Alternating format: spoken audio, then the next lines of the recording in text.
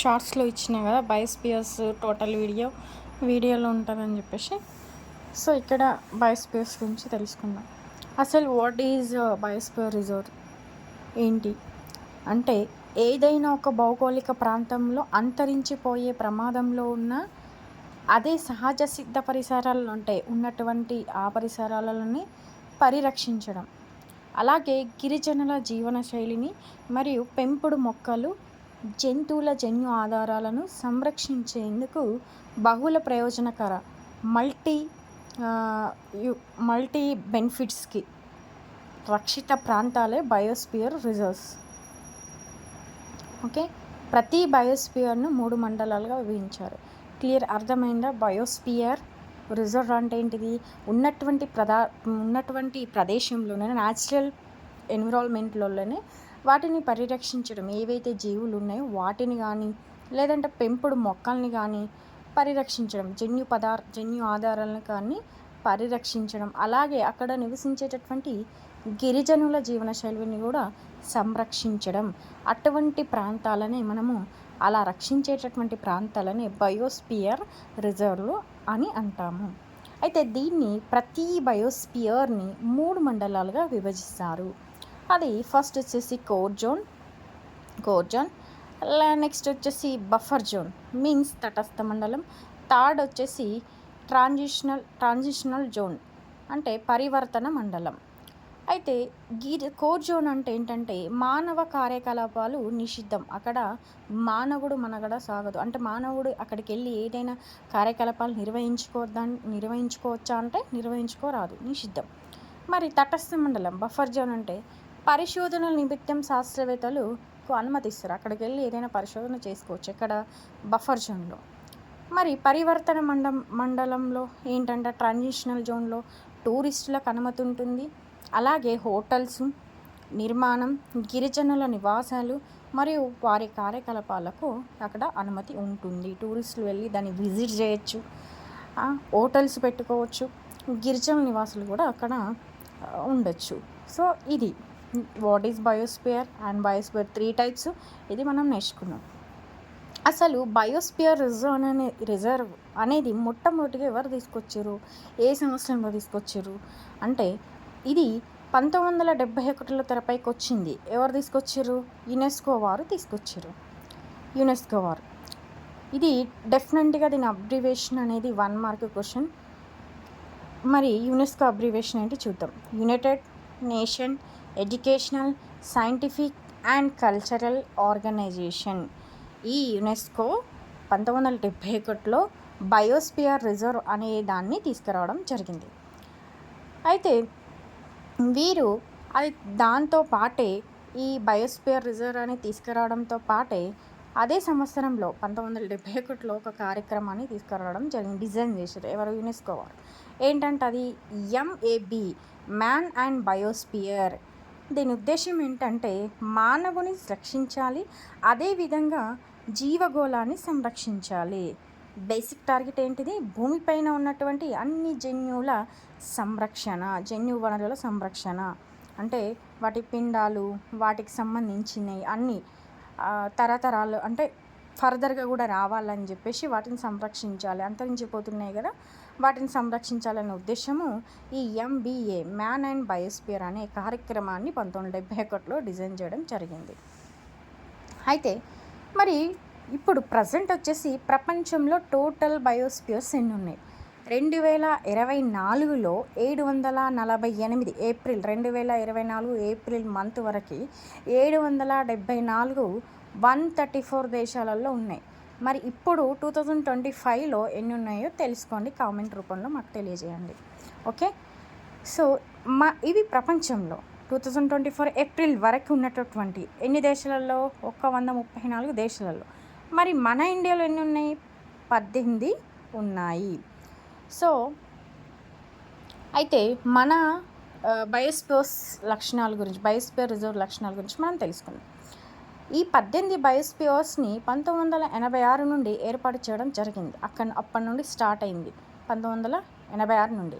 1986 లోపల భారతదేశం ఒక కార్యక్రమాన్ని స్టార్ట్ చేసింది. ఫస్ట్ BRP అంటే బయోస్పియర్ రిజర్వ్స్ ప్రోగ్రామ్స్ అంటే ఒక్కొక్కటిగా తేవడం అనేది స్టార్ట్ చేయడం జరిగింది. ఈ కార్యక్రమం లోపలనే బీఆర్పి కార్యక్రమం లోపలనే మొదటిసారిగా ఏర్పాటైనటువంటి బయోస్పియర్ రిజర్వ్ ఏదంటే నీలగిరి బయోస్పియర్ రిజర్వ్.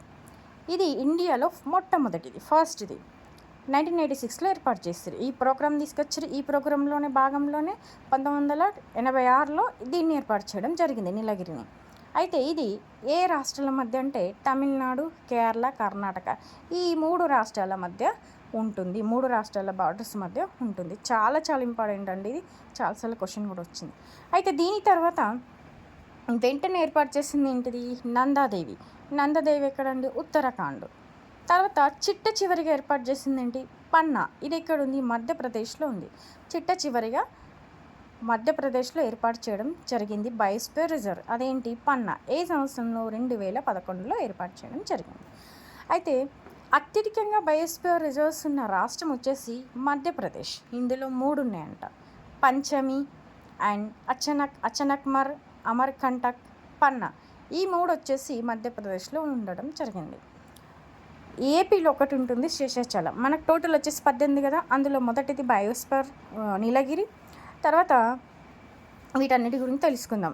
అత్యధికంగా ఎక్కడ ఉన్నాయి? మధ్యప్రదేశ్లో ఉన్నాయి. ఏపీలో ఒకటి ఉంది, శేషాచలం. నెక్స్ట్ వచ్చేసి బయోస్పియర్ అతిపెద్ద biosphere reserves Gulf of Kutch గుజరాత్లో ఉండడం జరిగింది. 12,456 చదరపు కిలోమీటర్లు. ఏంటి? అతిపెద్ద బయోస్పియర్ రిజర్వ్స్. రెండోది ఏంటి? Gulf of Mannar, Tamil Nadu. మరి చిన్నది వచ్చేసి దిబ్రూ సైఖోవా అస్సాం. ఓకే, ఇక్కడ మొట్టమొదటి వచ్చేసి నీలగిరి, చిట్ట చివరిది పన్నా. అత్యధికంగా మధ్యప్రదేశ్లో ఉన్నాయి. మరి అతిపెద్దది ఏంటి? Gulf of Kutch Gujarat. రెండోది గల్ఫ్ ఆఫ్ మన్నార్, తమిళనాడు. చిన్నది వచ్చేసి దిబ్రూ సైఖోవా అస్సాం. 1986లో నీలగిరి బయోస్పియర్తో ప్రారంభమై ప్రస్తుతం 18 ప్రాంతాలను బయోస్పియర్గా ప్రకటించి రక్షించబడడం జరుగుతుంది. అయితే వీటిలో 12 బయోస్పియర్స్ ప్రాంతాలను యునెస్కో తన WNBRలో చేర్చడం జరిగింది. ఏంటి? 12 బయోస్పియర్స్ని యునెస్కో. మరి WNBR అంటే ఏంటి? అంటే వరల్డ్ నెట్వర్క్ బయోస్పియర్ రిజర్వ్స్. చాలా important. WNBR world network biosphere reserves. ఇందులో చేరిన మొదట ఏంటంటే నీలగిరి 2000 సంవత్సరంలో చేరింది. 1996లో ఏర్పాటు చేయడం జరిగింది. 2000లో యునెస్కో గుర్తించినటువంటి WNBRలో చేరడం జరిగింది.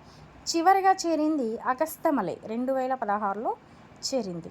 2016 మార్చి 21 చేరింది. కేరళలో అగస్తమలై అనేటువంటి బయోస్పియర్ యునెస్కోలో చేరడం జరిగింది.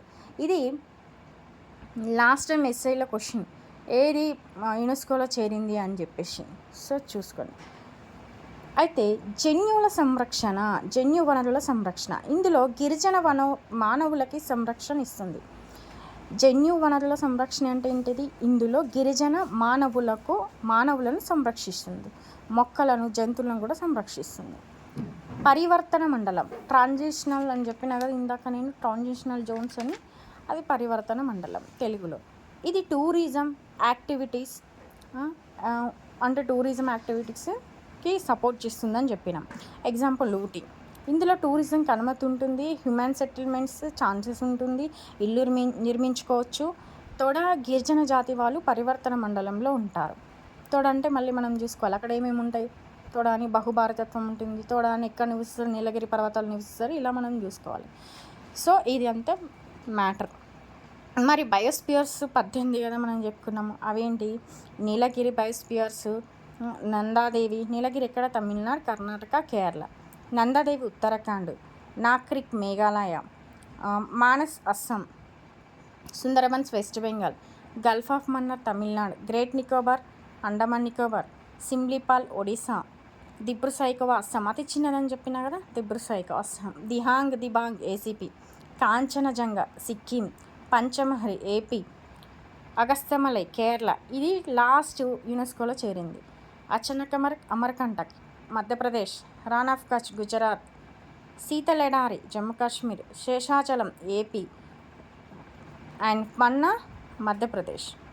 ఓకే. శీతల్ ఎడారి వచ్చేసి ఇప్పుడు ఐ థింక్ లడఖ్ అయింది అనుకుంటా మేబీ, ఎందుకంటే స్టేట్గా డివైడ్ అయింది కాబట్టి. సో ఇది అయితే ఇవన్నీ తెలిసిన తర్వాత మన క్వశ్చన్ ఏ విధంగా అడుగుతున్నారంటే, ఉత్తరం నుండి దక్షిణానికి సరైన వర్షాక్రమం బయోస్పియర్ని అమర్చండి అని అట్లా వస్తుంది క్వశ్చన్.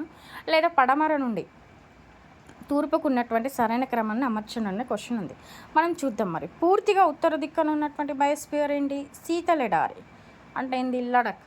తర్వాత పూర్తిగా దక్షిణ దిక్కు ఉన్నటువంటి ఏంది? అగస్త్య మలై. పడమర దిక్కు ఉన్నటువంటి గల్ఫ్ ఆఫ్ కచ్ గుజరాత్. తూర్పు దిక్కున ఉన్నటువంటి దిబాంగ్ ఏసీపీ. ఓకే, ఇవి పూర్తిగా చివరి కొనలలో ఉన్నటువంటి బయోస్పియర్స్ రిజర్వ్స్. మరి పడమర నుండి తూర్పుకి ఏమేమి ఉన్నాయో చూసుకోవాలి. శీతల ఎడారి ఒకటి, అగస్త్య మలై ఒకటి. ఇక్కడ ఉత్తరం నుండి దక్షిణానికి ఇక్కడ మధ్యలో ఏమేమి వస్తాయో చూసుకోవాలి ఇక్కడ. తర్వాత పడమర నుండి ఈస్ట్కి, తూర్పుకి, ఈ విధంగా చూసుకోవాలి. నోటు: బయోస్పియర్ రిజర్వ్ అని పిలువబడే ఒక పథకాన్ని 1986 నుండి ప్రభుత్వం అమలు చేస్తుంది. నేను స్టార్టింగ్ చెప్పిన. అయితే ఇందులో బయోస్పియర్స్లో ఈశాన్య ప్రాంతాలకు మరియు 3 హిమాలయ రాష్ట్రాలకు 90:10 నిష్పత్తిలో ఆర్థిక సాయం అందించబడుతుంది. ఇతర రాష్ట్రాలకు మాత్రము 60:40 అనేది అందించబడుతుంది. అంటే ఈ రిజర్వాయర్కి ఏమైనా అవసరం ఉంటే అట్లా కేంద్రం 90:10 ఎవరికి? ఈశాన్య ప్రాంతాల రాష్ట్రాలకి అండ్ హిమాలయ 3 రాష్ట్రాలకి.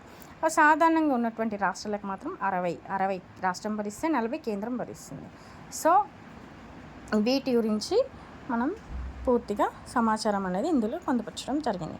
అయితే క్వశ్చన్ ఎట్లా అంటే, యునెస్కో చే గుర్తించబడినటువంటి ఈ కింది వాటిలో బయోస్పియర్స్ ఏవి అని లాస్ట్ టైంలో క్వశ్చన్ అడిగింది. ఇవేగో బయోస్పియర్స్ చే గుర్తించబడ్డాయి, ఏ సంవత్సరంలో గుర్తించబడ్డాయి అని చెప్పేసి 12 ఇప్పటి వరకు యునెస్కో చే గుర్తించబడ్డాయి. చిట్ట చివరిగా చేరింది మాత్రం Agastya malai. Thank you for seeing this video.